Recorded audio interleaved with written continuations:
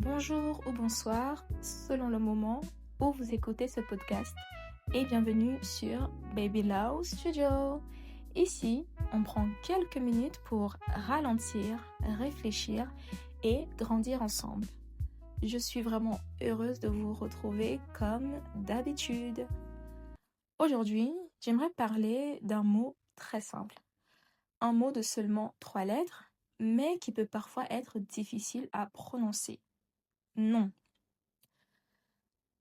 On nous propose quelque chose, on nous demande un service, on nous invite quelque part, et au fond de nous, la réponse est déjà là.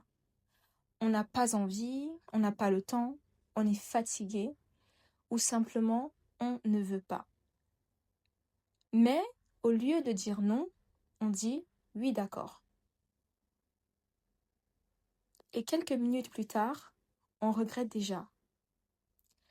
Alors aujourd'hui, j'aimerais qu'on se demande comment apprendre à dire non sans culpabiliser. Pourquoi est-ce si difficile? Souvent, ce que j'ai remarqué, ce n'est pas le mot non qui nous fait peur.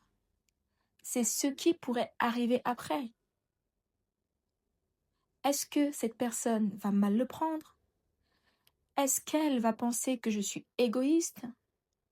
Est-ce que je vais la décevoir? Alors, pour éviter ce petit inconfort, on accepte. Mais il y a une question que j'aimerais vous proposer. La prochaine fois que vous êtes sur le point de dire oui uniquement parce que vous avez peur de décevoir quelqu'un, demandez-vous, si je dis oui à cette personne, à qui suis-je en train de dire non?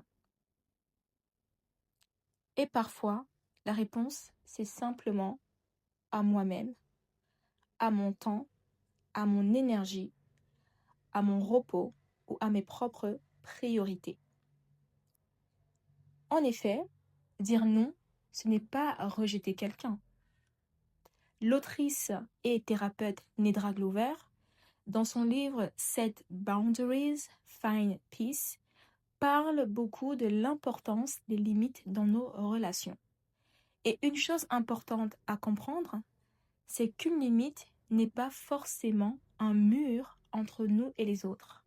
Elle permet aussi de définir ce que nous pouvons accepter et ce que nous ne pouvons pas accepter.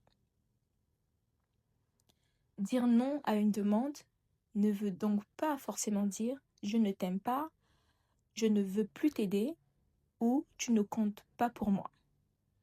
Parfois, ça veut simplement dire « là, je ne peux pas ». Et cette phrase peut suffire. Des fois, on doit aussi arrêter de se justifier. Parce qu'il y a aussi quelque chose que beaucoup d'entre nous faisons lorsque nous essayons de dire non. On prépare une dissertation. J'en rigole parce que j'en faisais partie aussi.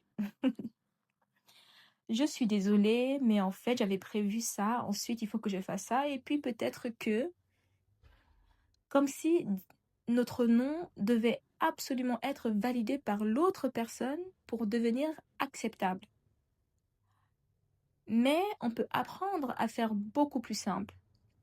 Merci d'avoir pensé à moi, mais je ne pourrais pas. Ou encore, je préfère décliner cette fois-ci. Ou tout simplement, non, je ne suis pas disponible.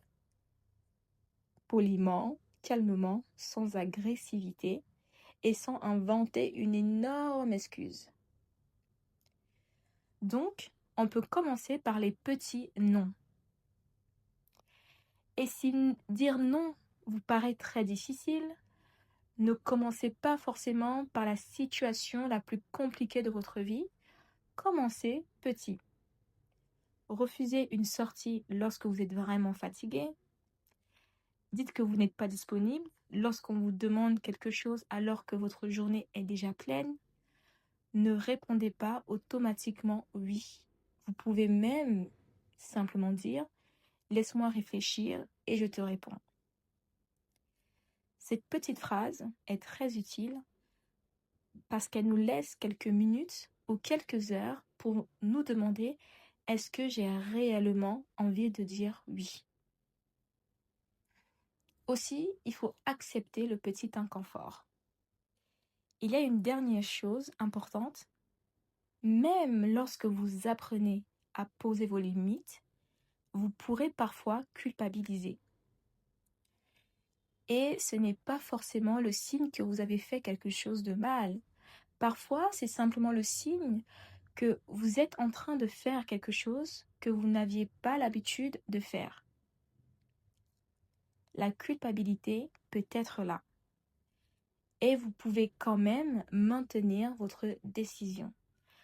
Parce que poser une limite ne signifie pas que tout le monde sera content. Et parfois, respecter ses limites demande d'accepter que quelqu'un soit momentanément déçu.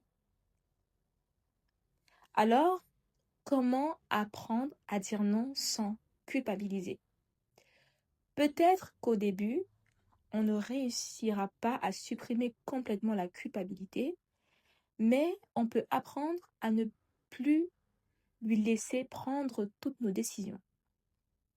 On peut apprendre à prendre quelques secondes avant de répondre, à dire non sans écrire une dissertation, à poser de petites limites et surtout à comprendre qu'on peut être une personne gentille, présente et généreuse sans être disponible pour tout le temps. Alors, la prochaine fois que vous êtes sur le point de dire oui, simplement pas peur de décevoir quelqu'un, rappelez-vous cette question.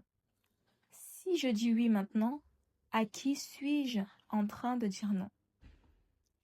Un grand merci d'avoir partagé quelques minutes avec moi. Prenez soin de vous, prenez soin des gens que vous aimez et prenez soin de votre énergie. Je vous dis à très bientôt sur Baby Love Studio.